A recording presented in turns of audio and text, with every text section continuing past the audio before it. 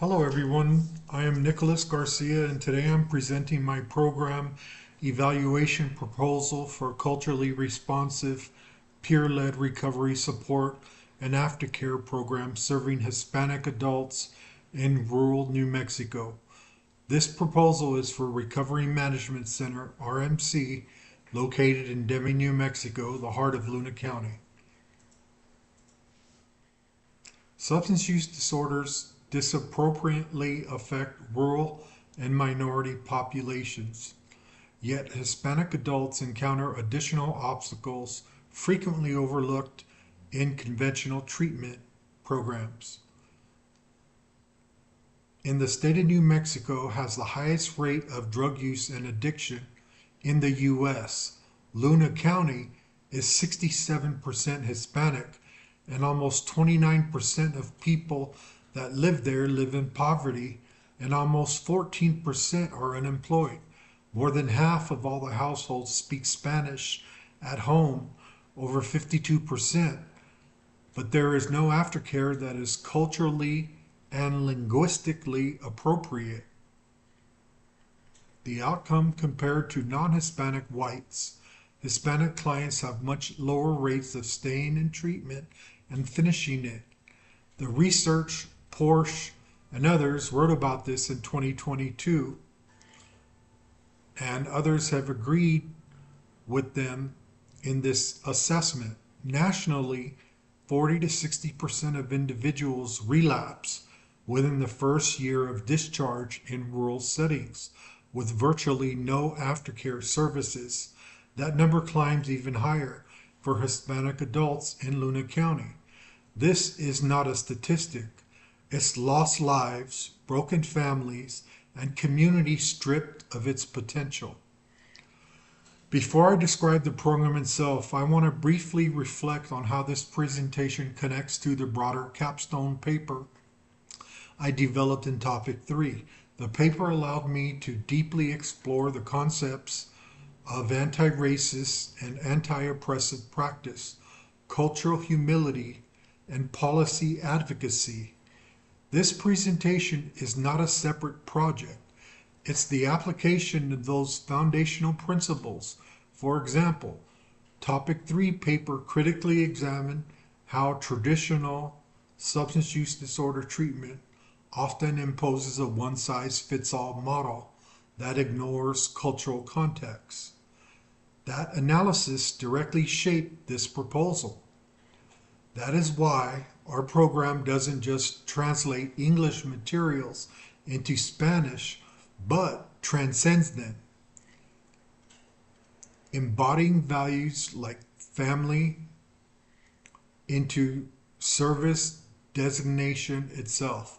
The paper forced me to move from knowing about disparities and designing a solution that actively forced me to move from knowing about dismantling them. So everything you see here, from the peer specialist model to the community advisory board, is a direct answer to the question raised in the earlier analysis. We're going to hire and train bilingual peer recovery specialists.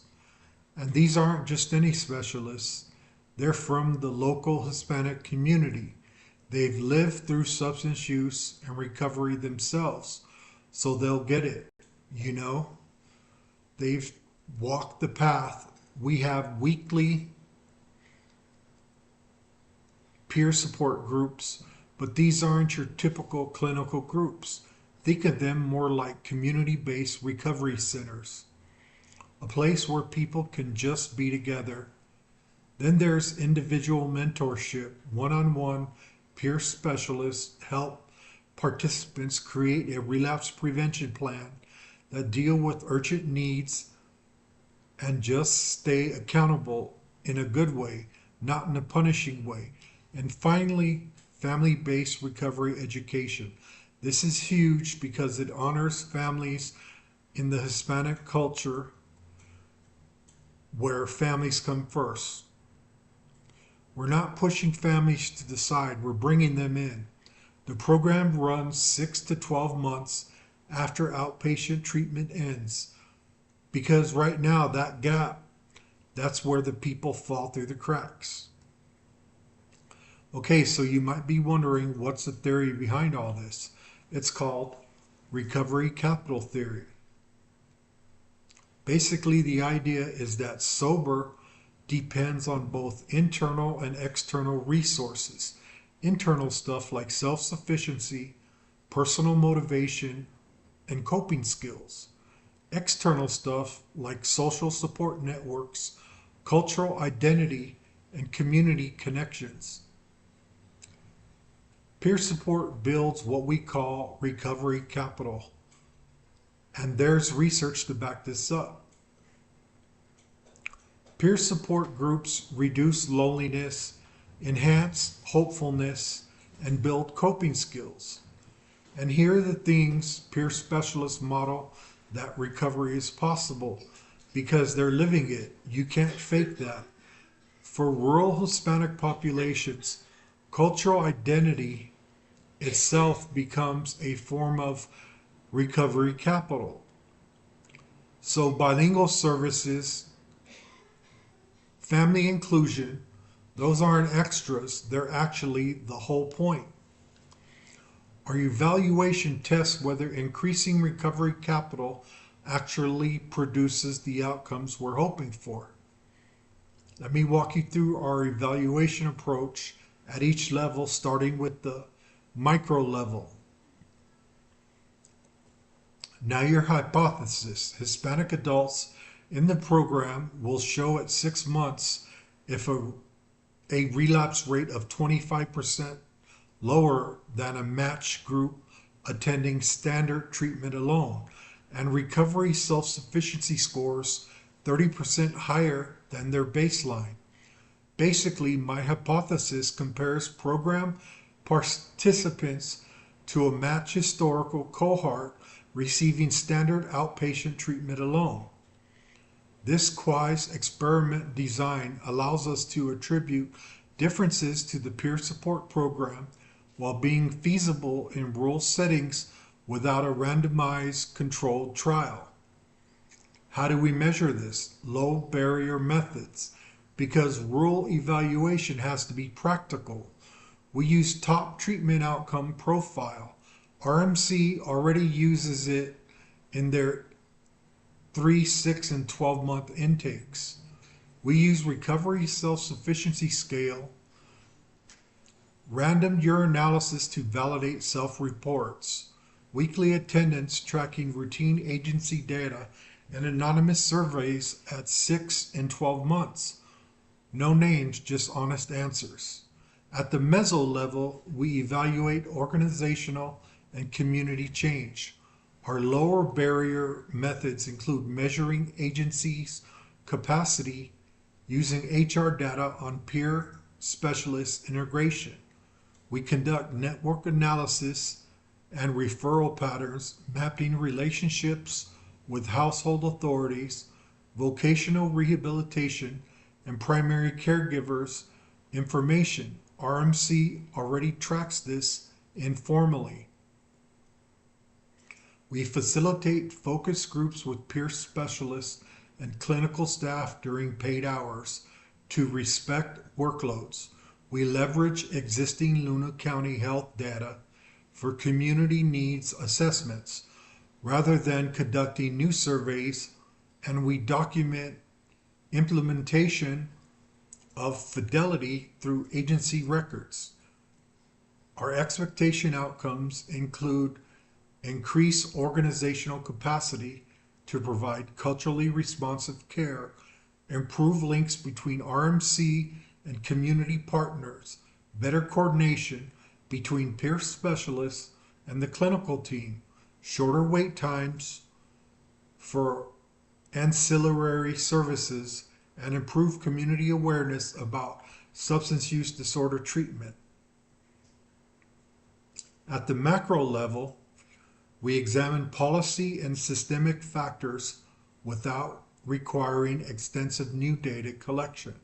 Policy analysis uses publicly available state and federal documents, rural-urban comparisons drawn from existing national data like the National Survey on Drug Use and Health. Cost-effective analysis uses agency administrative data on service utilization and outcomes. Equity audits examine demographic data. RMC is already collecting this data. We conduct a smaller number of stakeholder interviews with policymakers and funders conducted virtually to reduce travel burden. We analyze systemic barriers like transportation and workforce shortages using existing reports. Our macro outcomes include sustainable funding for peer recovery in rural New Mexico, reducing disparities in treatment, access between Hispanic and non-Hispanic populations, policy change supporting peer specialist certification and Medicare reimbursement, improve data systems to monitor rural behavioral health outcomes, and reduce structural barriers. Here is a Stark Finding Pro found in 2025. For every 10 percentage points increase in the Hispanic population, the likelihood of integrated mental health services decreases by 7%. This is structural inequity our macro evaluation aims to document and address. Let's go to the cultural factors. Notably, our analysis ethically considers cultural sensitivity at every system level. At the macro level, we provide bilingual peer specialists, culturally validated assessment instruments, and Spanish-speaking language consent forms. This ensures that language is never a barrier to the participants when it comes to informed consent. At the meso level, we establish community advisory boards with majority Hispanic members. This includes people in recovery, family members, faith leaders from Luna County. They review evaluation findings before any results are shared publicly. At the macro level, we advocate for policy change, specifically Medicare reimbursement for peer support services in rural Hispanic communities. Without these programs, we remain grant dependent, and this is unsustainable. Our needs assess, reframe barriers, transportation defects, cultural stigma, and workforce shortages are treated as systemic failures, not individual shortcomings.